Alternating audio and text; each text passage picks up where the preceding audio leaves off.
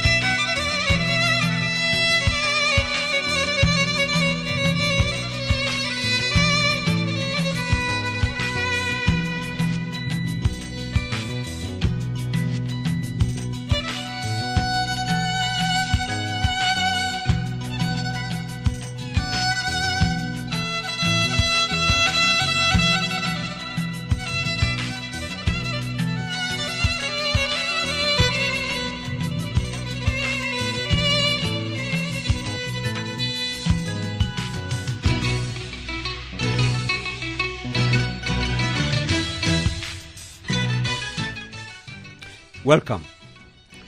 My name is George Hassan, and you are watching Chai and Chat with George Hassan.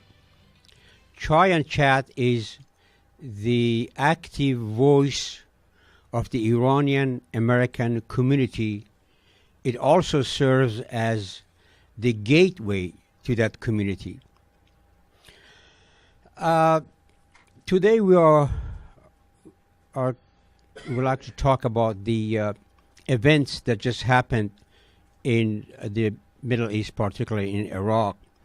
An amazing event took place on June 15th of this year, 2014,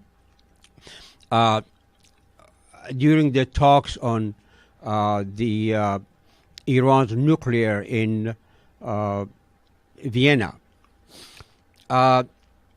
And that event created quite a bit of, the reaction was very angry and disappointment from the Iranian American community.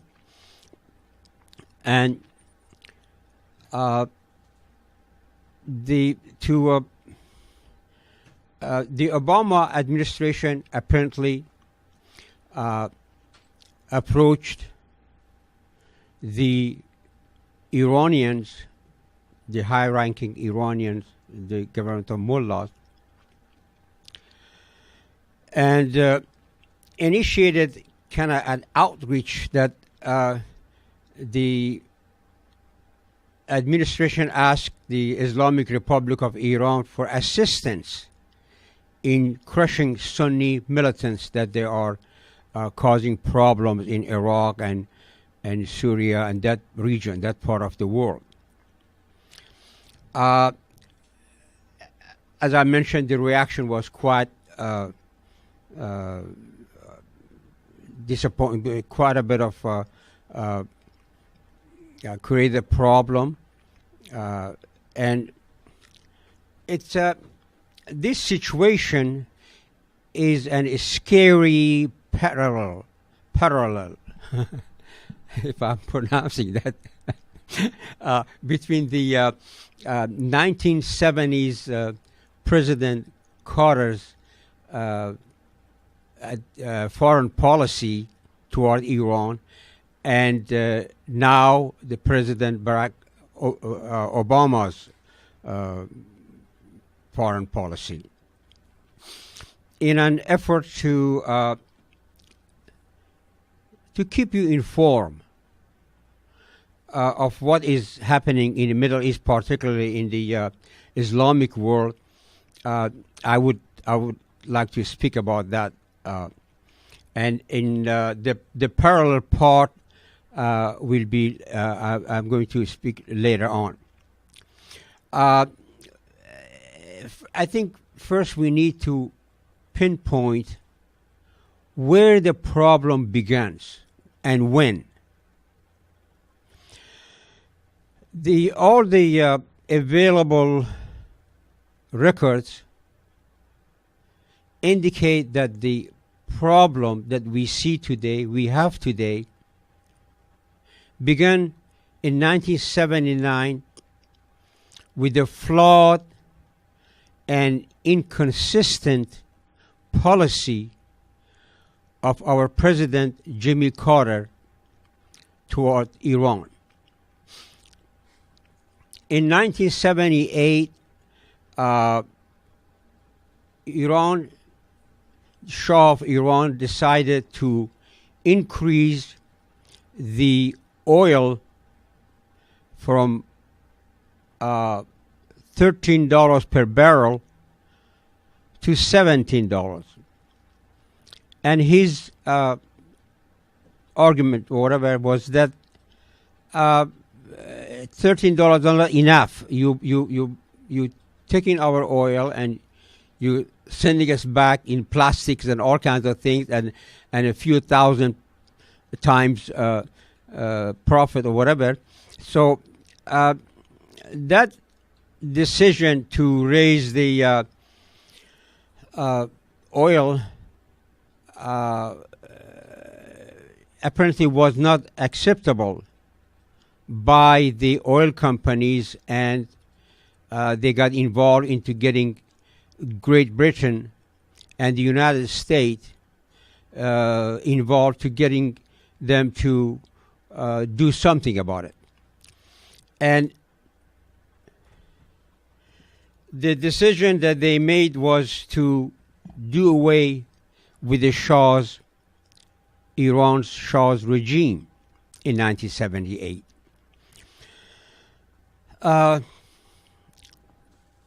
President Carter's foreign policy toward Iran, after that, it became a kind of a calamity, a kind of devastation for Iran, for the Middle East, and for the world, as we see now what happened.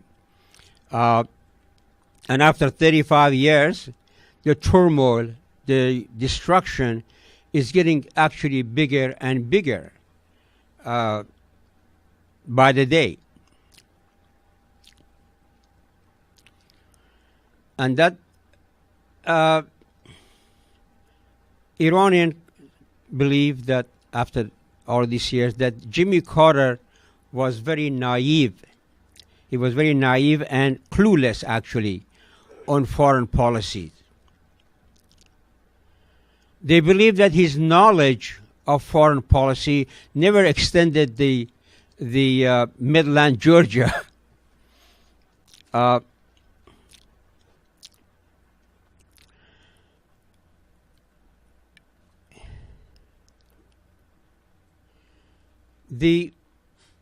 When they pulled the rug from under the Shah's government and handed it to some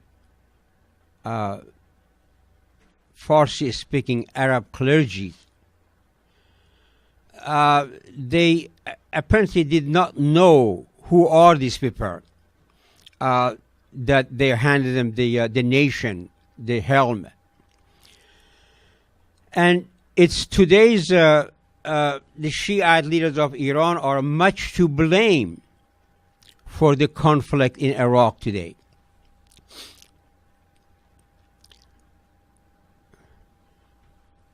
It seems that Carter administration or President Carter did not bother to ask if these people were actually Iranians or were they Arabs.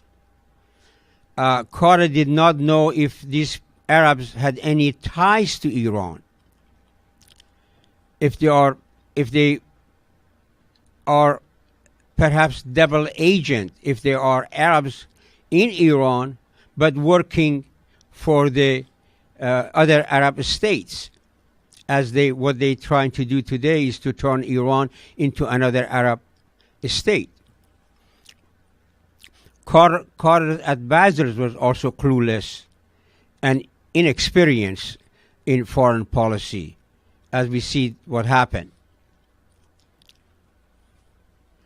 As a result, they managed to turn a secular democratic.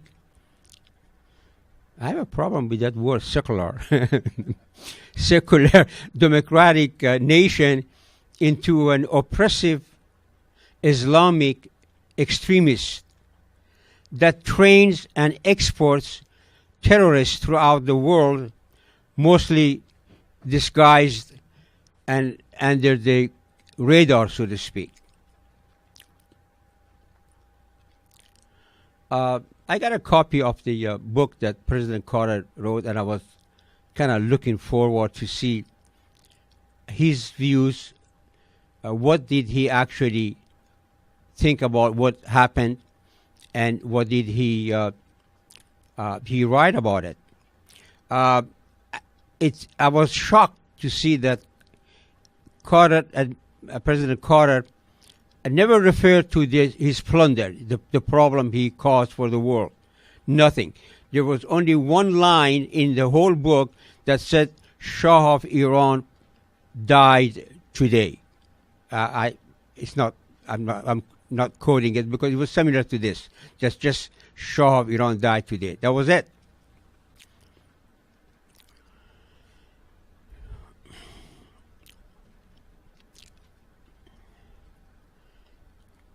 When these clergies, the Farsi-speaking Arab clergies, took over the country,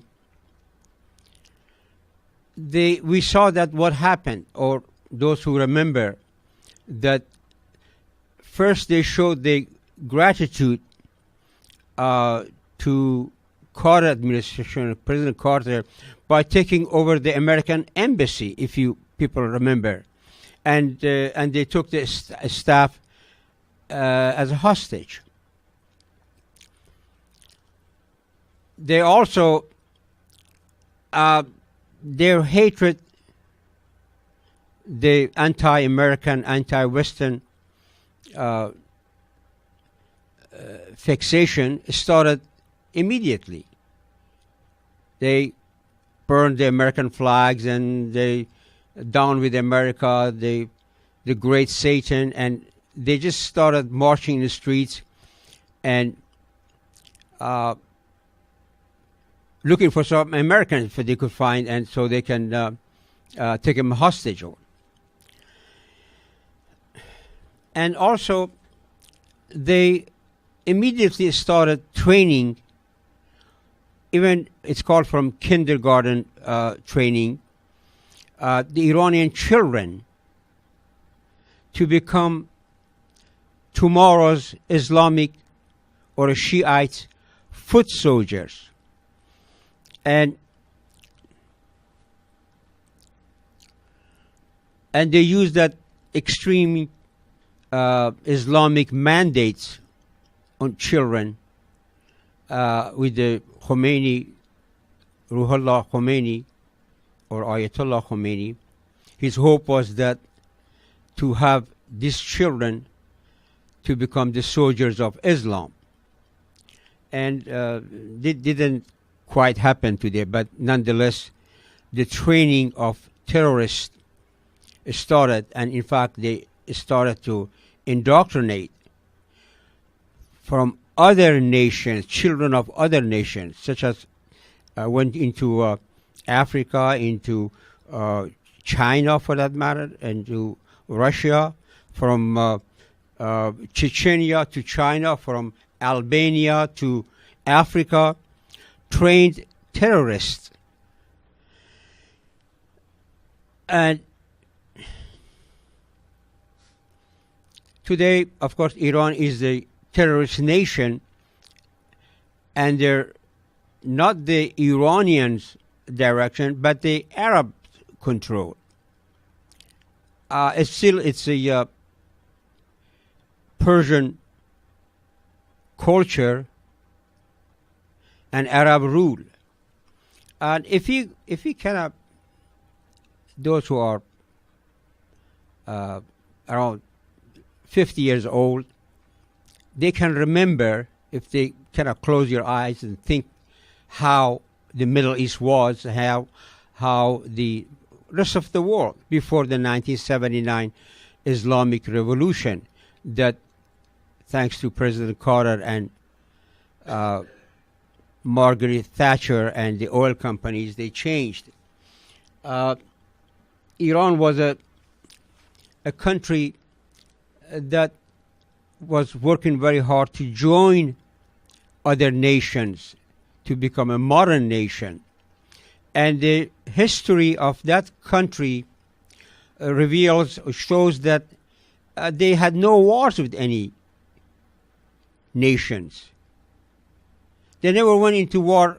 I'm talking about the modern Iranian, not the old history of 1,000 years ago, 5,000 or 4,000 years ago. I'm speaking of the modern Iran during the reign of the great Reza Shah, and of course his son Mohammad Reza Shah, that they worked toward the betterment of their nation, for Iran, and they were very friendly. In fact, they were allies of United States. And we kind of took all of that away. We crushed all of that and gave the country to some people that we did not know who are these people, these Arabs in Iran. Where did they come from? What do they have in mind for the world? What is their global ambitions for the world?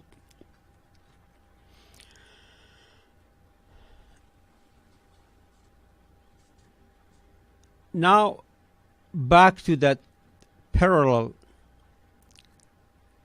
that I mentioned earlier between the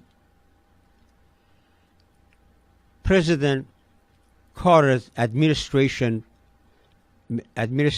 foreign policy and our President Obama's foreign policy. Iranians have, when they get together, and many times through their media, they show that they are puzzled, that they don't quite understand. In fact, they don't even trust now the policies of our President Barack Obama. And perhaps for a good reason. When they hear and they see that United States is approaching stretching the arm toward the mullah's government, and they ask for the cooperation of two nations to crush the Sunnis, and cutting deals with Iran, they are, again, it's very difficult to blame them for their outrage, for their anger. It seems that our president doesn't have the vaguest idea who are these people, where did they come from, and as I said, what do they have in mind for us? Number one, I would like to. There are several reasons, of course, behind the Iranians' argument. The number one is that there is a big, or rather a major difference between fighting terrorists, which United States has been doing, than fighting a sectarian war.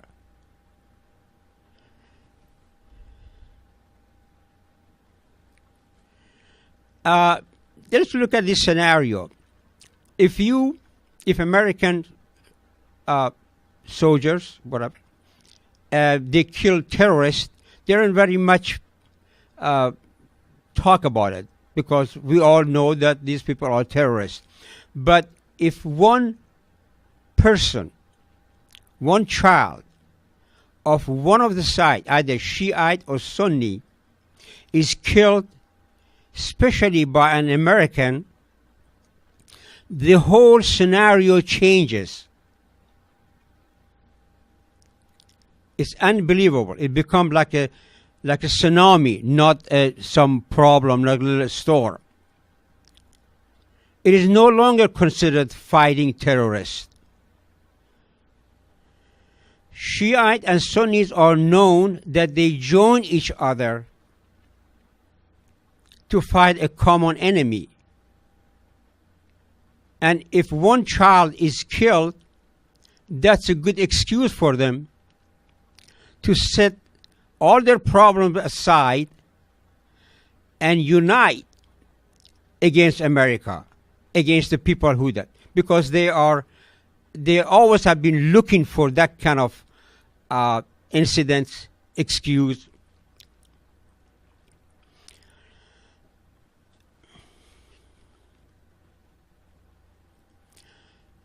That was one item. The second is that Iran and American communities, and in fact the world, believes that Iran's mullah's government is supporting terrorists. We know that now. In Syria and Iraq, actually they caused to kill American soldiers. And they are indeed responsible for the death of some civilian, some American soldiers in Iraq and in Afghanistan. And to America to join a terrorist group while fighting terror and terrorists is an inconsistent policy. You want to go to bed with a terrorist nation to fight terror.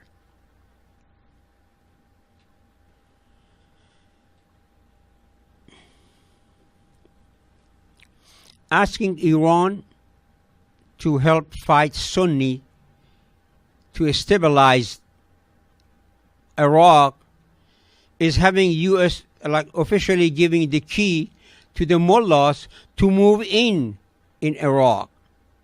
As this is one of the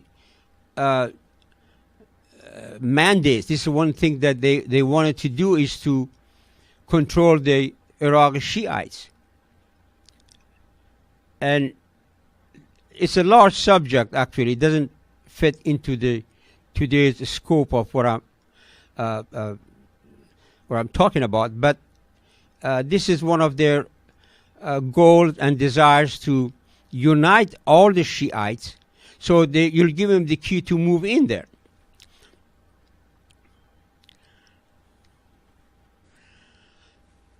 Also, we have to bear in mind, United States has to, whether the State Department or President Obama's administration, they have to remember that mullah's government is the number one in human rights violations in the world. United Nations have said it many times. The organizations who watch these violations of human rights have said it. It's a record that is something that has been said for 20 or 30 years. And conversely, America has always been is a nation that advocating democracy and human rights in the world. We are the beacon of the democracy and freedom in the world. We spend billions of dollars, sacrifice for lives, so we can promote, so we can advocate this, our democracy, throughout the world, and particularly to the countries they don't have, such as Middle Eastern countries, Islamic countries, I have to say. And to United States to endorse, to support that kind of government, to join them, to acknowledge that the existence of that kind of government is a troubling. It's a troubling when our president asked that government, let's cooperate, let's have a joint military. And of course, they won't do that. And I'm pretty sure they turn it down. The reason is because they have always bluffed about everything. These Arab clergies of Iran who rule the Iran today are very good at bluffing.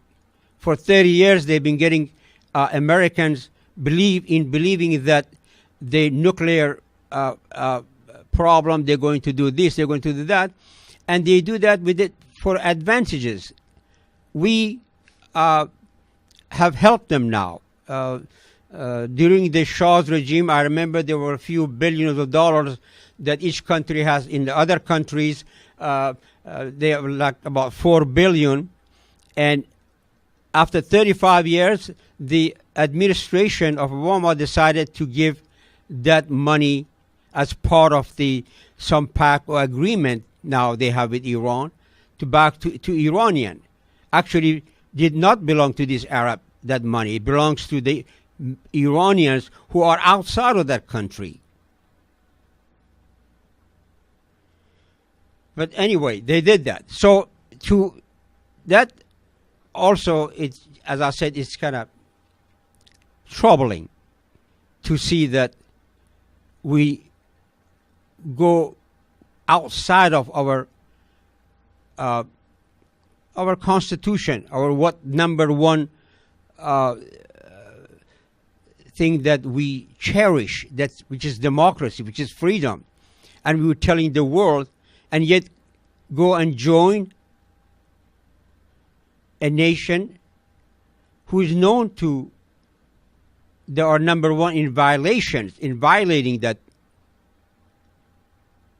human rights.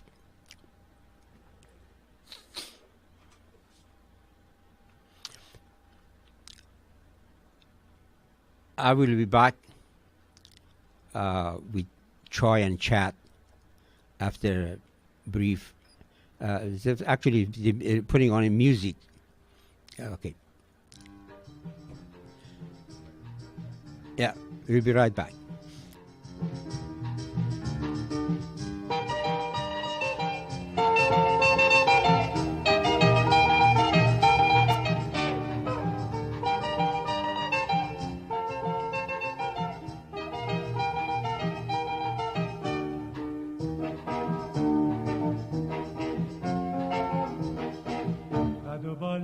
تو رعنا رو بنازم، تو گل باغ تمنا رو بنازم، تو که با عشق نگری از همه دل میبری، مرا شیدا میکنی چرا نمیرقصی، تو که با موی طلا بر و بالای بلا فتنه برپا میکنی چرا نمیرقصی، قد و بالای تو رعنا رو بنازم، نو گل باغ تمنا رو بنازم، ای سبک رقص بلا تو مکن ناز و بیا، تو که در رقص طرف شو بد بازی، ای گل عشق و صفا مرا از محفل ما، تو که شاداب تر از هر گل نازی، قد و بالای تو رعنا رو بنازم، نو گل باغ تمنا رو بنازم.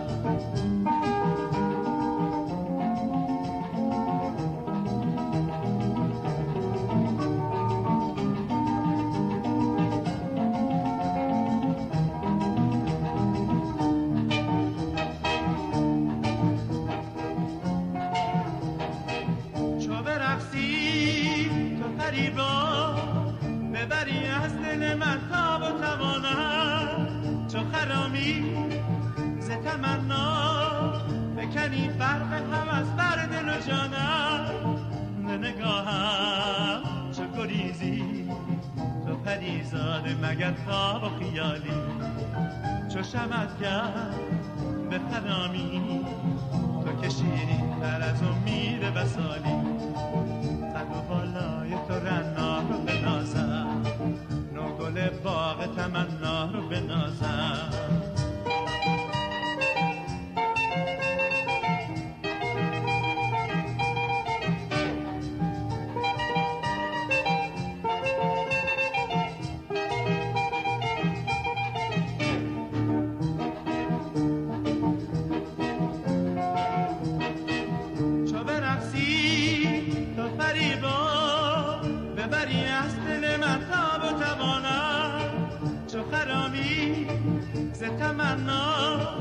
فکنی برق هوس بر دل و جانم ز نگاهم چو گریزی تو پریزاده مگر خواب و خیالی چه شود گرد به خرامی تو که شیرین تر از امید وصالی قد و بالای تو رنا رو بنازم نو گل باغ تمنا رو بنازم قد و بالای تو رنا رو بنازم نو گل باغ تمنا رو بنازم قد و بالای تو رنا رو بنازم نو گل باغ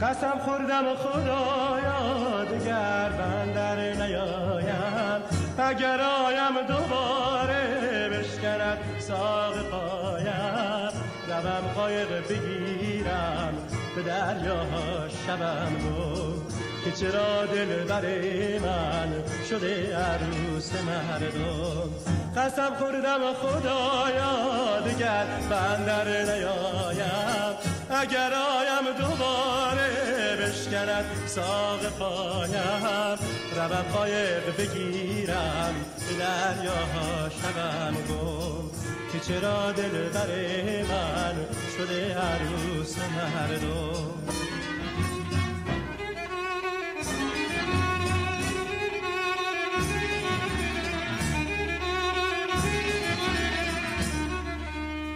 روم دور از دیارم به دریا بمیرم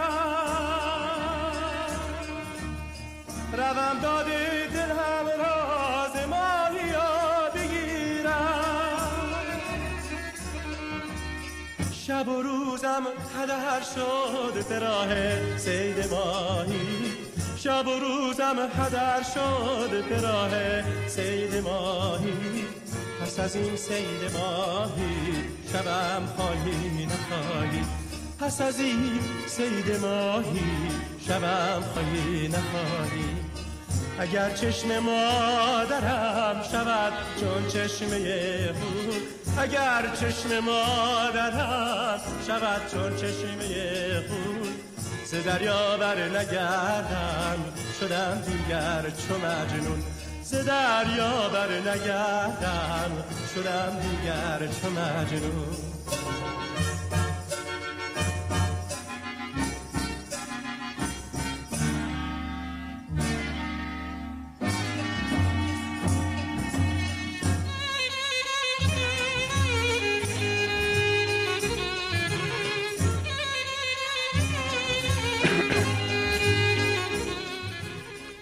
Welcome back. This is George Hassan, and you're watching Chai and Chat with George Hassan. Chai and Chat is the gateway to the Iranian and for the Iranian communities. We talked about the latest problem or latest event that created a harsh response from the, disappointing, actually, I'll say, response from the Iranian American community when the administration of our President Barack Obama, approached Iranians on June 15th in Vienna while they were talking about the nuclear thing that's going on and on and on for many years now, and approached them to see if they can jointly crush this new problem that causing really a big headaches and problem for the Middle Eastern and the world. That is the IS, who are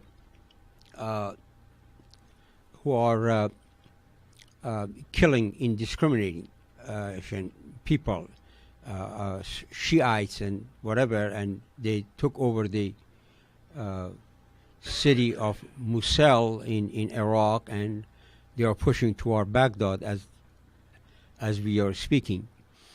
So United States approached Iranians and said if we could jointly to take care of this problem. And I'm not sure what the response was for Iran, but it helped them in many ways, and I mentioned a few. I'm going to go over them again very quickly and get back to. Number one was that the problem is that the asking a nation, rather a people who rule that nation, that is Arab Iranians, that the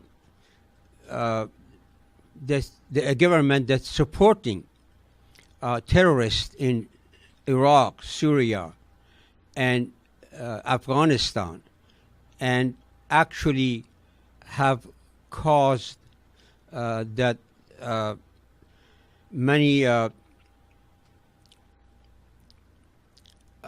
deaths of American soldiers. This is well known, and asking this group will be a kind of inconsistent policy, because we are fighting terrorists and we're asking a terrorist nation to help us, to join them, is not exactly a good policy. Number one. Two, when we do that, and a joint Iranian Shiites, this government of Shiite of Iran, one of their biggest desire or agenda or goal is to control also the Shiites of Iraq, and they've been doing that for actually half a century, maybe more, but not in a official kind of way. Unofficially been doing that. But if we ask him to join and they go into Iraq, then they would, as if giving him the key to that nation, which is they're working toward that, to have that place anyway. And the third is that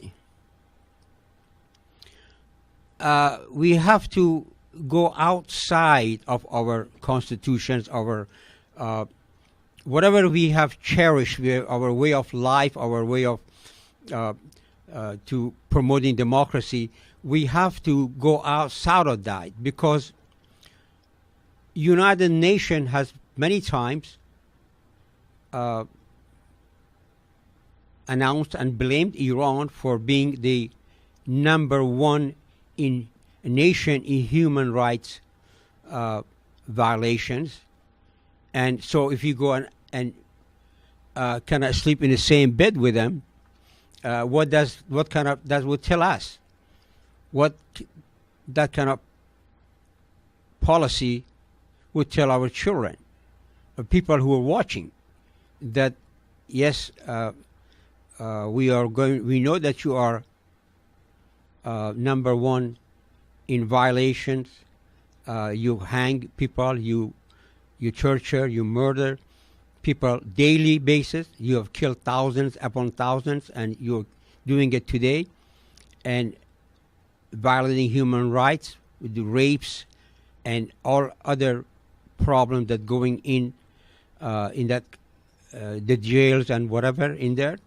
And so we have to put all of that aside and say, okay, no, that's not bad what you're doing, because we need you now or whatever.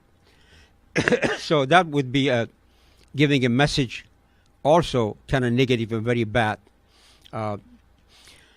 And also probably the biggest problem that the Iranian American community have talk about and is that what I see also is that once we started to acknowledge, once we started to asking for their help, it means that we are legitimizing a terrorist nation. If we tell them, okay, now we're friends, you come with us, and we're going to beat, you and I going to beat the third person, the Sunnis or whatever, we'll be doing that. It'll be that we recognize you, that you as a terrorist nation now is legitimized, is okay. And most of all, United States will show a weakness, that we are weak. We cannot do anything. We cannot do without your help. Can you imagine what kind of message we are giving them? That you have been saying that we are weak, America is weak, America go to hell, America this and that. In fact, Khamenei, the supreme leader of today, have always said that America is very weak, and we'll be able to crush America, we'll be able to do this, to do that, burn the flags and all other things. And now we actually, by asking them for help, we indirectly or directly actually we're telling them that yes, we are weak. You great, or you almighty great nation now in the area in the Middle East, we need your help. And that is something that it's very hard to digest for Americans to bow over, to say, okay, yes, we need your help and we are weak.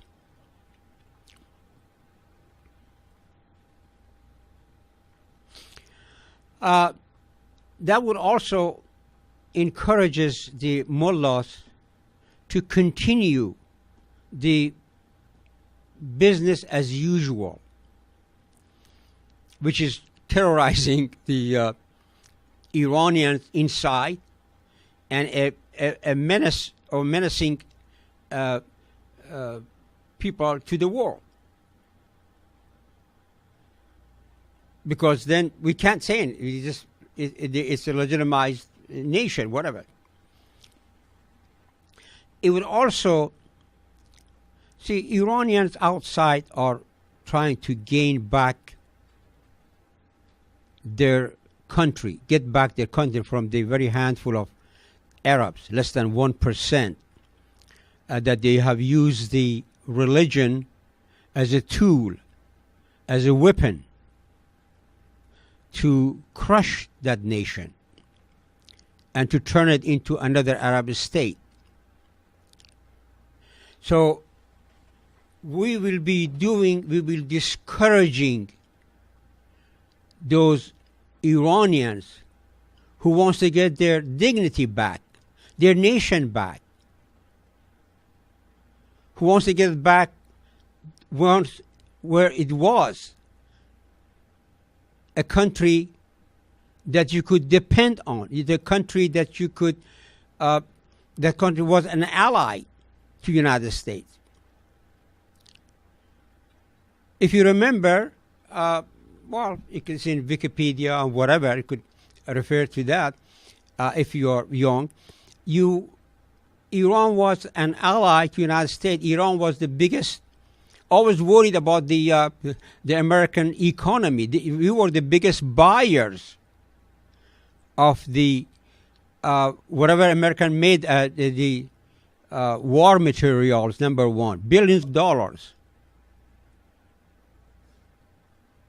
And so the people are fighting Iranians like myself, or almost everyone I know, and everywhere throughout the world. There are over 5 million of them now displaced and whatever.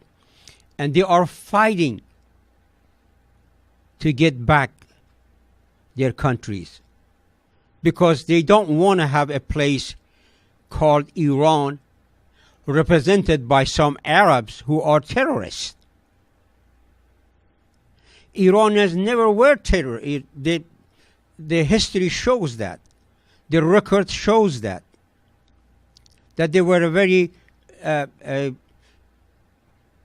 would say, a good people, a nice, a good nation, friendly nation. I remember when I was in Iran in 1950s, as I was working as interpreter, and again I go back to saying that, if you can say, or him no come here, or him go here, you are interpreter, and I was working as interpreter, and so I had a good seat in a political scene. I was working with the American Army, and so I had the doors were open, so to speak, because I was translating from English into Farsi or vice versa. So I heard things, I saw things, I traveled with the Americans, different places. I went to American clubs and embassies, and as I said, the door was open for me. And so I saw things happening. Americans there Iran and America were very friendly, probably the best in that area. I remember going to there was a building. I believe, was called the Friends of America, that had books in there, and you go in there, have hear the latest, have a cup of coffee. Everything was free, and you questions you had, and there are lots of books there that you could get. They're all free.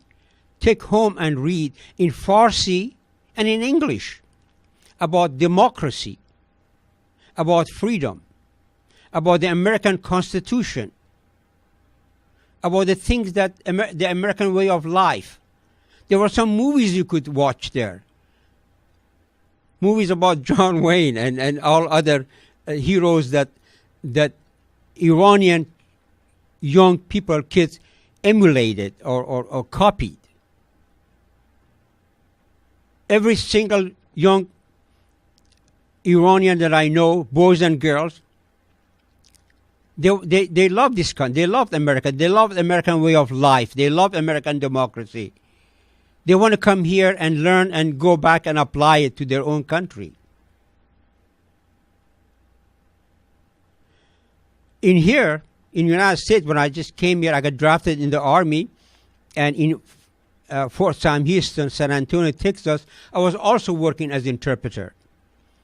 And there were Iranian interns or young doctors who would come to Fort Sam Houston for a period of 6 months or 8 months or a year, I was working as an interpreter, and I could see things. I could see that love, that respect, that mutual thing that was between the United States and Iran. The building in Tehran that I mentioned, that has all those books free, and the people with the biggest smile, Americans, they just want to show Iranians the American way of life. Help them with and they did not go outside and grab somebody, hey, come in. You went on yourself. You walked in there. You walked around, and they help you if you like to have a book on democracy in Farsi, or you book on anything that in the world. They will give you that book free, and you sit there, have a cup of coffee. Anyway, it was just a beautiful place. But this Arab mullah, the very first thing they did, they demolished that. They burned all those books and everything. It was heartbreaking to see that kind of ignorance, that kind of darkness, that kind of mentality that modern things are no good. All we need is that Holy Quran, which is 1400 years old. And whatever, you don't need any books. You don't need to go to school unless you go into school to understand Quran or whatever, Islamic school or religion school. Anyway, all of these things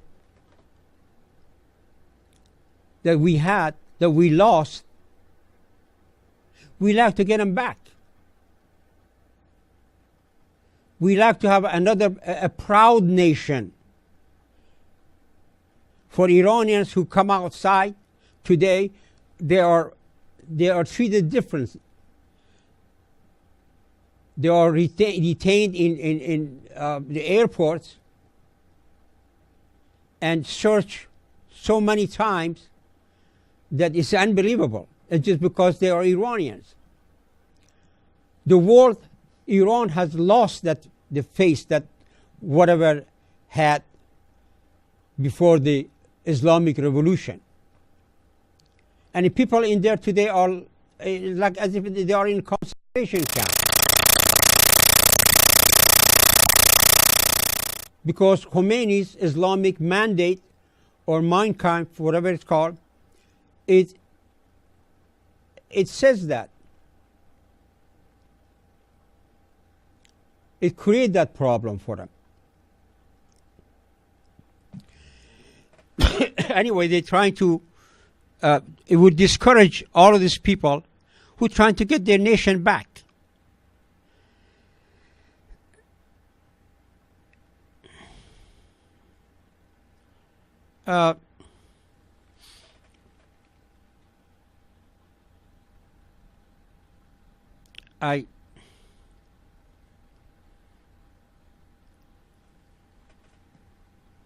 Today, there is no nation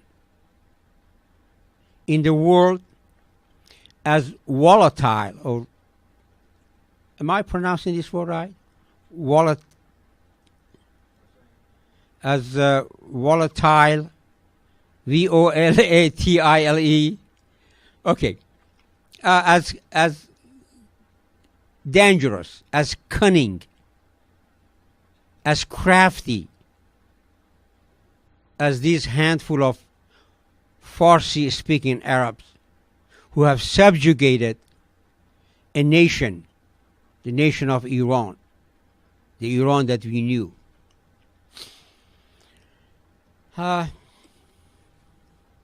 Finally, Mr. President, please take a good look at your advisors. Take a second look at your advisors, those who advise you on Islam particularly, and the Middle East.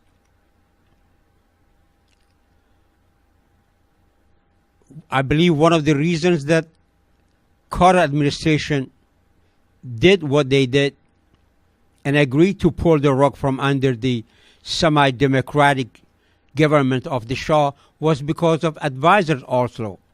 Advisors like Brzezinski, like Bernard Lewis, who is a gentleman who have written 30 or 40 books on Middle East, particularly on Islam, Islam and Christianity and Judaism. He has written many, many books, but he has never been in Iran. He had never attended one of those seminary or places where they teach Islam to see what kind of Islam these Arab of Iran or clergy are teaching.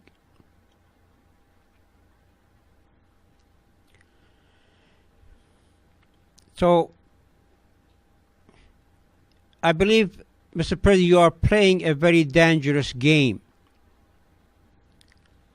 in the Middle East. If you don't watch your steps, these people, these Arabs of Iran, are very crafty. That's all they do for centuries. They go to Qom, Karbala, and Najaf in Iraq only to learn to be conniving, to be able to deceive people. They have nothing to do with any religion. There is not a single article of faith, religion in the Shiite doctrine. Have somebody take a look at it. See why they made things such as called taqiyya, that people can lie. It's a permissible lie, and they can lie day and night as long as they lie for the good of Islam. You should ask him, what is taqiyya in Shiite? Ask him, what is this about the place where you copy? It's called marja taqlid. What is the interpretation of jihad for Iran, for these mullahs? They say jihad means that you better yourself. It's for a betterment of human. You fight with yourself. The hell. You don't fight with yourself. Jihad is to kill a Christian, to kill a Jew, to kill a Baha'i, to kill. On that subject of jihad, I spent some money I had in Tehran, in Shiraz and Isfahan, some friends. I asked them, would you do this? Would you go stand on the corner of busy street and ask people who walk by, people who pass by, ask them what they think of jihad, what is it really jihad, what they mean by jihad? I got answer for one of them. The gentleman went there for 2 days, and he interviewed over a few hundreds before the mullahs or pastoran came and stopped him and actually questioned him. He said that out of 340 something that he asked, not a single one of them said, yes, jihad is something that you fight to make yourself a better human being. That is, it's not. They said jihad is to kill a non-believer, unbeliever. An unbeliever or non-believer for the Shia of Iran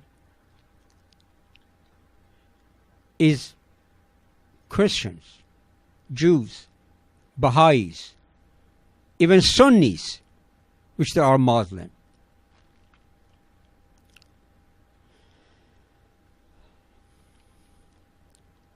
And I want to thank you people who listen to me, and it is sometimes kind of boring.